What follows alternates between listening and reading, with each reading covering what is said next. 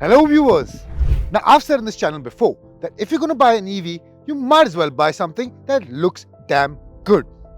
If you take the time to save the world, then you deserve a treat for yourself and for your eyes. And I said that for the Kia EV6 and I'm going to say that again today for the BYD Seal.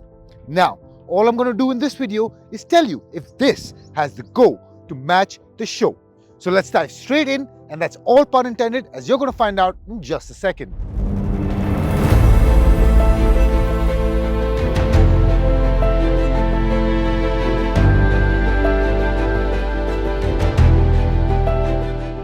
Now, if we start with the design, well, BYD has penned the styling according to its ocean aesthetics design language. Now, all these curves and creases, well, they're not just for show. If I have to compare, well, this gets a better drag coefficient than the Porsche Taycan or the Tesla Model 3 as well. Now, if we talk about front-end styling, well, at the front, you do get two U-shaped LED headlights. At the bottom, you get these LED DRLs. Now, these are designed to imitate ocean waves. And in the middle, this has to be my particular favorite design element of the car, is this shark nose inspired front bonnet bulge. And overall, I think the car looks damn menacing when you see it in your rear view mirrors. Now, at the front, it looks pretty good. And at the side, well, it continues to be so. Then you come to the 19-inch aerodynamic alloy wheels. These also add a bit to the aerodynamic drag efficiency of the vehicle, and these are really comfortable to ride on, as I'll come to in the handling. Now, the next favorite bit has to be these flush door handles. They remain popped in when you lock the car, and once you press the button, they pop out and they remain out. Unlike some vehicles in which the door handles tend to go back in as soon as you move away from the vehicle, here they remain out, and I think that's a good thing. We're not that evolved as a species, are we? Then you also have bits like this.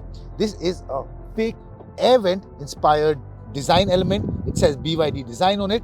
And another thing which I'd like to add is the fact that the amount of BYD badging on this car really astounds. You get BYD at the front, you get BYD on the wheels, on the fenders, at the back, also on the tail light. Well, I think BYD has tried really hard to want everyone to know that this is a BYD after all. Now let's step to the back and let me tell you the other things which make this car so good looking.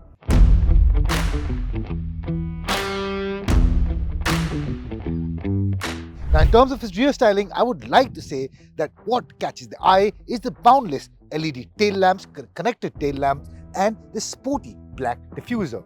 But what really catches the eye is the amount of BYD badging which you get over here, BYD tech over here, BYD over here, and just BYD all over. But nevertheless, it is still a really good looking design, and I think overall the aesthetics can be called a mix of the Porsche Taycan, of the Tesla Model S, and a bit of the Fisker Karma. Overall, I really like what the styling element has to offer, and it is really pleasing to the eye, which includes the rear ring styling, which is very cohesive with the rest of the car.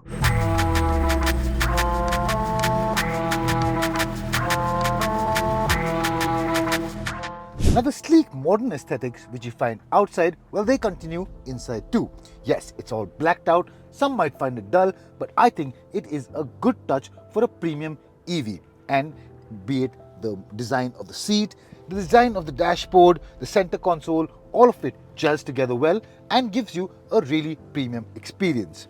Now, I particularly like the quality of materials which have been used in the car. On the lower half of the dashboard, you get this soft Alcantara material, and on top you get soft leatherette with white and blue stitching. Overall, it is a really premium touch to add to the overall experience. The first thing that grabs your eye is this large 15.6-inch infotainment system, and right beside it you do get a 10.25-inch instrument cluster. Now, I did find that the graphics are crisp, but it is a bit too dull. But I feel it is not bright enough for those really sunny days. But overall, I think it might be a bit of a distraction for someone who's not used to that much of touchscreen functionality. Now, speaking of the infotainment system, a particular party trick which I do like is the fact that you can tilt it sideways It means it gets a vertical orientation and the apps adapt automatically, and you can turn it back depending on how you like your infotainment system integrated. Now, another interesting touch which I'd like to add with the infotainment system is that you do get wireless Android Auto connectivity, but Apple users will not like the fact that Apple CarPlay is only a wired feature. And then if I talk about some cool touches which the car has to offer, well, those are the twin wireless charging ports. Then you also get AC vents which you can't change the control of. They're smart AC vents, which means it senses where the passengers are and blows cold air in that direction. Then you also get height adjustable cup holders, which is also a cool touch. You get this sleek knob for the gear lever, and even the design of the steering wheel I quite like. It is a bit go-kart like and it falls to your hand quite easily. Then for the audiophiles, you also get a 12-speaker Dyna audio system. Now, it is not the best in class, but it will definitely get the job done for most of us. Other than that, it is a comfortable, spacious front cabin, and I quite like what it has to offer. So let's step to the back and let me tell you what the space is like for the rest of the family.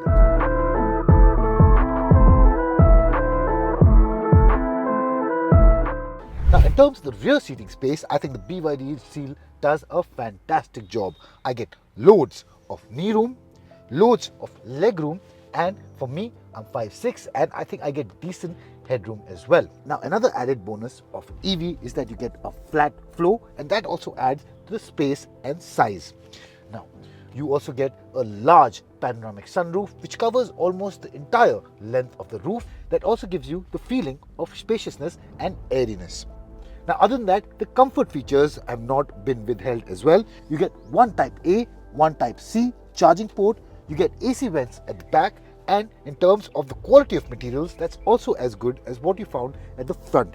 You get Alcantara with a mix of soft leather material with the black and blue stitching which you found at the front. Practicality also doesn't take a back seat. You have two cup holders over here.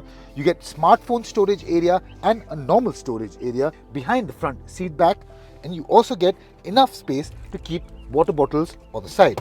Overall, I think this is a pretty comfortable space for 2 adults and 1 kid, or even 3 adults if you don't want to go too far off.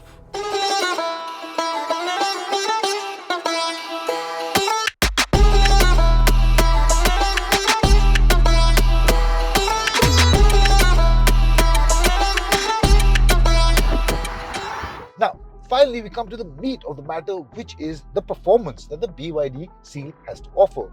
Now, it offers 3 variants. The first is a rear-wheel drive with a 62 kWh battery pack. The next is a rear-wheel drive with a larger 82.56 kWh battery pack. And then you have this, the top of the line all-wheel drive with the 82.56 kWh battery. Now, it gives you a claimed range of 580 kilometers, whereas the rear-wheel drive with the same battery pack gives you a claimed range of 650 kilometers. Now, that is where I felt there's a bit of a difference between the two. Now, the claimed 0 to 100 acceleration time is 3.8 seconds and it feels fast. But my initial impressions were that it has a bit of hesitation in terms of how it gets going, but it is very progressive after that. Now, as I found out, there were 3 drive modes to choose from, which is Eco, Normal, and Sport. Once I did switch it to Sport, it was a lot more eager to get going and a lot more responsive. Tap on the throttle pedal and it does surge you forward with quite a bit of gusto. Even the throttle transitions remain very comfortable and without any jerks, whether going from slow to fast or fast to slow without the intervention of the brake regeneration system. The BYD Seal was definitely fast, and that is one of its biggest highlights. However, it felt equally comfortable and gentle while driving slow in sport mode, and as a result, this was my go-to drive mode given its dynamic and adaptive nature. Overall, the performance of the BYD Seal can be summed up as tractable, fun, and versatile. It never hurried me along, but was always ready to gently do whatever I ask of it. Now, when it comes to the handling of the BYD Seal, I think it is a bit of a mixed bag. But I'll get to that. Let's start with the steering wheel first.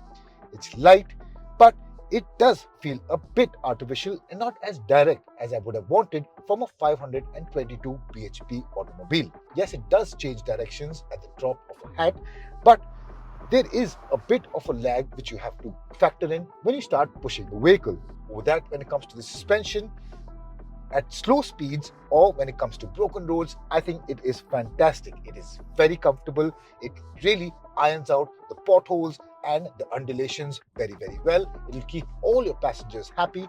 But once you do build your speed, then it does become a bit sloppy. You do feel that the car has a lot of give on each side, and that can be a little unnerving at times. However, the steering wheel, as I mentioned earlier in my interior PDC, it is chunky, it falls to hand easily and gives you quite a bit of leverage when you have to change directions. And that really helps in terms of its dynamics.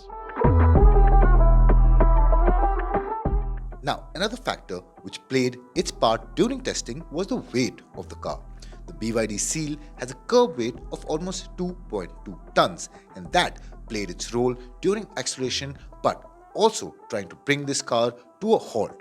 However, it was definitely overshadowed by its sheer stopping power. Now, in terms of braking, it gets 4-wheel disc brakes. These are drilled rotors with fixed type brake calipers, and I think they have fantastic bite. The initial bite is good, the response is good, and feedback is pretty decent. You can catch whatever speed you like, and you will be confident that the car will come to a halt whenever you like. In order to help you with that added bit of braking, you do get a single brake regeneration mode, but it's not adjustable like its competitors. Now that I felt was a bit of a miss from BYD, but overall that works well and it will help you in stop and go traffic. So, ladies and gentlemen, coming back to the earlier question does it have the go to match the show? Well, I think it does, particularly this all-wheel drive version. It's fast, it's comfortable, and it looks damn good. It's going to be intimidating for anyone who views it from the outside, and for anyone sitting inside, it's comfortable, it's tech loaded, and has enough features to keep the whole family happy. Over that, you also get a really good price tag at 53 lakh, which is equal to competitors like the Hyundai Ioniq 5 or the BMW iX1. This is a premium EV after all, and it does compete with the best. And if you can get over probably the mental block which you have about car companies from this part of the world, well, I think this is a great option to look at if you want a EV which looks good, is fast, has all the features that you can ever ask for. What do you guys think about it? Tell us in the comment section down below. My name is Karan Mathur. Thank you for watching. I'll see you guys really soon.